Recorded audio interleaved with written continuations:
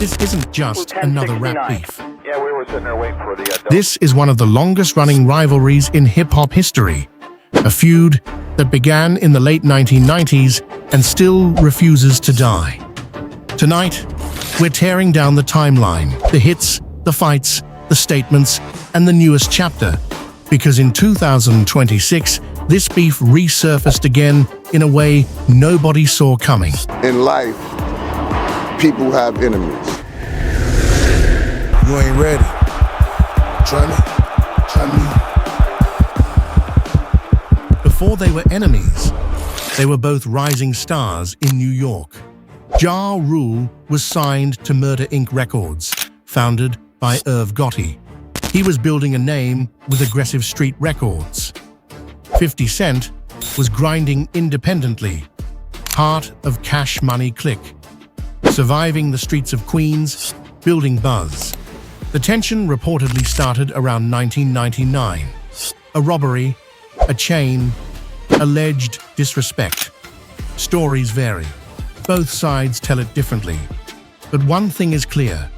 From that moment on, it was personal. This wasn't just subliminal, this was war. 50 Cent began openly calling out Ja Rule in mixtapes and interviews. Ja responded in tracks and radio appearances. And 50 survived being shot 9 times in 2000. When he returned, he was different, hungrier, colder.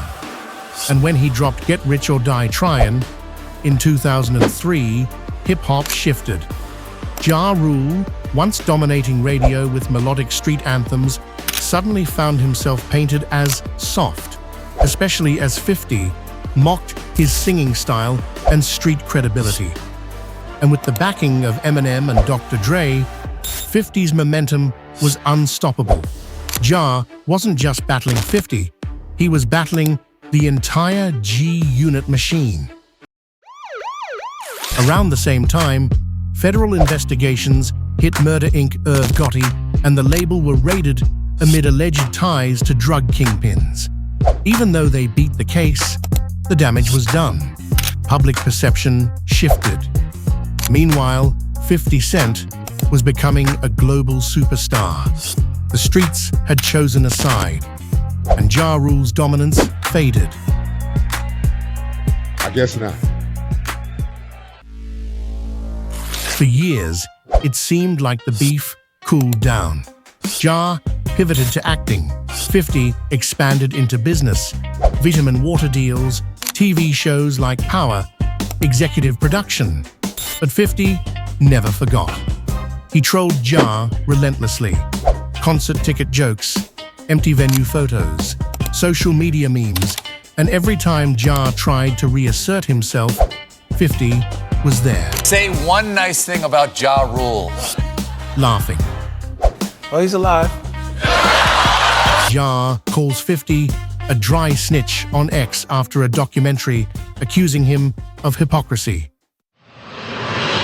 In early 2026, something unexpected ignited the feud into public view again. Viral clips showed Ja Rule getting into a verbal dispute with Tony Yayo and Uncle Murder on a flight. And yes, a pillow was thrown.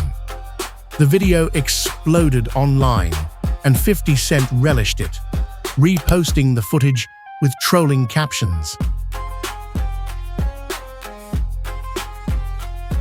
But here's where it gets interesting. Ja Rule later said the beef isn't heating up, yet he still refuses to bury the hatchet with 50 Cent and G-Unit for good. He told TMZ that while he doesn't want an all-out war, he's not willing to squash the feud with 50 or Tony Yayo either. The beef may be cold, but it's far from over. Another report also notes that Ja Rule later apologized not to his enemies, but to his family, fans, and business partners for how the fight looked publicly. But what I'm saying is, we don't also have to be at war. You feel me? Right. So there's room for us to be not friends, and also not be at war.